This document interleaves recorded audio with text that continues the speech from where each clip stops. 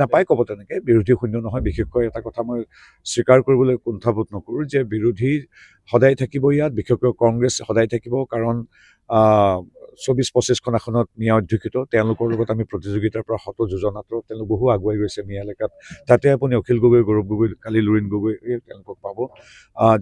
যিহেতু অসমৰ এক অংশত মিয়াসকল আছে, মিয়াসকলে আকৌ প্ৰাণত থাপি লৈছে কংগ্ৰেছ, ৰাইজৰ ইত্যাদিক। আমাৰ যি ইন্দ্ৰনীল পেগুৰ দলটোক, ইন্দ্ৰনীল পেগুৰ দলটোৰ দম্ভ কি যে তেওঁলোক মিয়া এলেকাত 24টা আসন পাবই।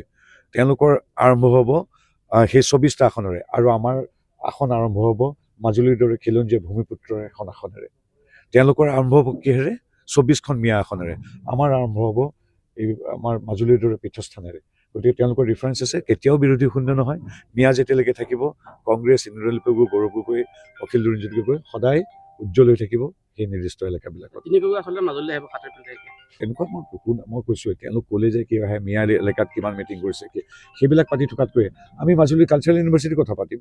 তেওঁলোকে কি কৰিছে এতিয়া মই এতিয়া ক'ব বিচাৰিছোঁ যে এতিয়া তেওঁ সেইবিলাক কথা পতকৈ এটা বিখ্যাত বাছ ষ্টেণ্ড যে বনাইছিল, নামঘৰ বনাইছিল 2 লাখ টকাৰ, সেইবিলাক কথা আপোনালোকে দেখাওক, সেইবিলাক কথা সোধক। মাজুলীৰ মানুহ হ'ল অতিথিপৰায়ণ। ইয়াত হোটেল হোমষ্টে নাথাকোঁতেই 50,000 মানুহে ৰাস চাবলৈ আহে। ক'ত ৰাখে মানুহবিলাকে? মাজুলীৰ নিজৰ ঘৰত ৰাখে।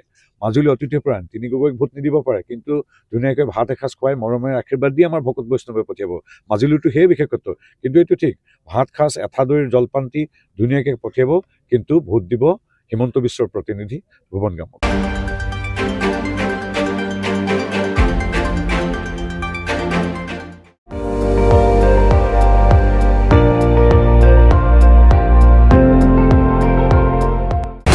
আপুনি চাই আছে ND24, সৰ্বশ্ৰেষ্ঠ নহয় সৰ্বোত্তমৰ দৌৰ।